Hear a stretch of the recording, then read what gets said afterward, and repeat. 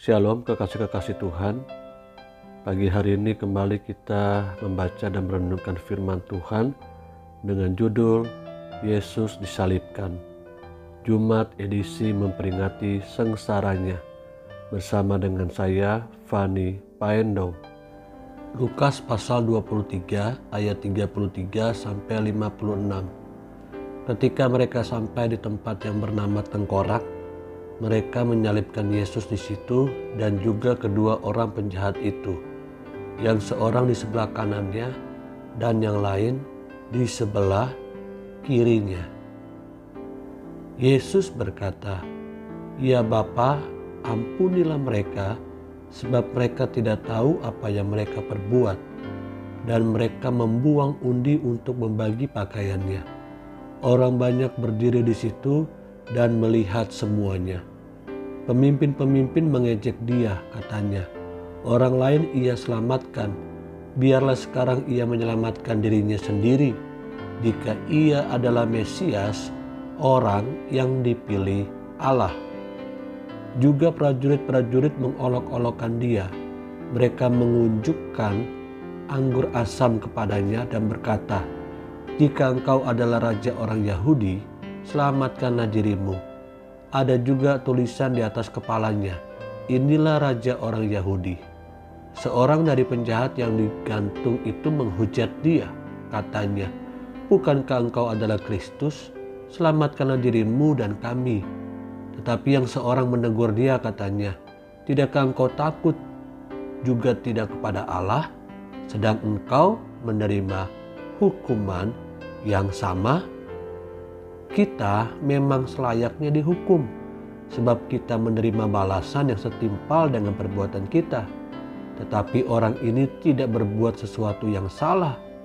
Lalu ia berkata, "Yesus, ingatlah akan aku apabila engkau datang sebagai raja." Kata Yesus kepadanya, "Aku berkata kepadamu, sesungguhnya hari ini juga engkau akan ada bersama-sama dengan aku di dalam Firdaus." Ketika itu hari sudah kira-kira jam 12.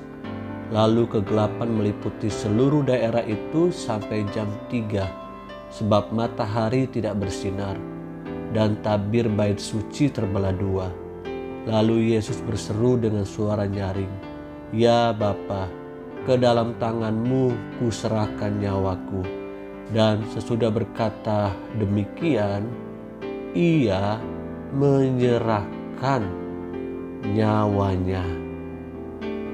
Ketika kepala pasukan melihat apa yang terjadi, ia memuliakan Allah, katanya, "Sungguh orang ini adalah orang benar."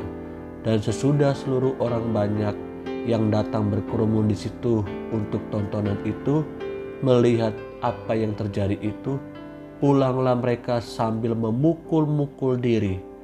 Semua orang yang mengenal Yesus dari dekat, termasuk perempuan-perempuan yang mengikuti dia dari Galilea, berdiri jauh-jauh dan melihat semuanya itu. Adalah seorang yang bernama Yusuf. Ia anggota majelis besar dan seorang yang baik lagi benar. Ia tidak setuju dengan putusan dan tindakan majelis itu. Ia berasal dari Arimatea, sebuah kota Yahudi, dan ia menanti-nantikan kerajaan Allah. Ia pergi menghadap Pilatus dan meminta mayat Yesus.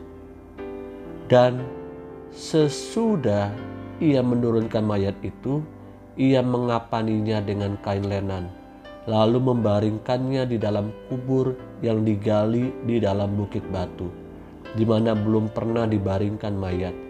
Hari itu adalah hari persiapan dan Sabat hampir mulai. Dan perempuan-perempuan yang datang bersama-sama dengan Yesus dari Galilea ikut serta, dan mereka melihat kubur itu dan bagaimana mayatnya dibaringkan. Dan setelah pulang, mereka menyediakan rempah-rempah dan minyak mur. dan pada hari Sabat mereka beristirahat menurut hukum Taurat.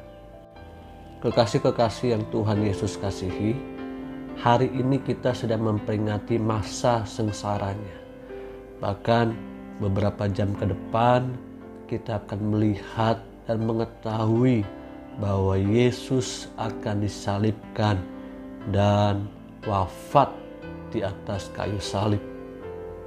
Kematian Yesus ternyata membuat orang-orang yang melihat pada waktu itu, termasuk kepala prajurit, baru menyadari bahwa Yesus betul-betul orang benar. Dia disalibkan bukan karena kesalahannya, namun dia disalibkan karena kesalahan kita. Peringati Jumat Agung hari dengan sungguh-sungguh, Yesus sudah mati dan menyelamatkan kita. Haleluya. Amin.